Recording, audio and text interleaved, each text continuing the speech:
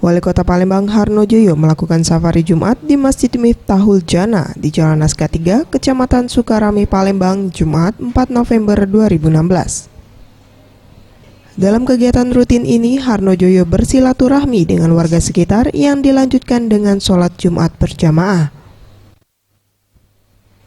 Ditemui usai sholat Jumat berjamaah, Harnojoyo mengatakan selain menjalin silaturahmi dengan warga, dirinya juga ingin mendengarkan secara langsung aspirasi yang disampaikan masyarakat.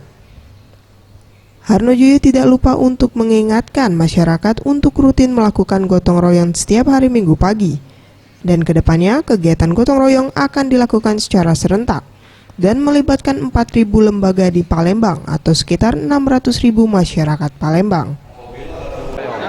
Kami mengajak masyarakat, mari kita manfaatkan waktu setiap pagi Minggu kita gotong royong bersama. Dan insya Allah kegiatan gotong royong nanti akan kita canangkan secara serentak, melibatkan ada 4.000 lebih lembaga di Kota Palembang ini kita laksanakan secara serentak. Jadi momentum yang baik kalau kita hitung personelnya mungkin kurang lebih 600.000 masyarakat Kota Palembang nanti akan berada di pagi Minggu untuk gotong royong.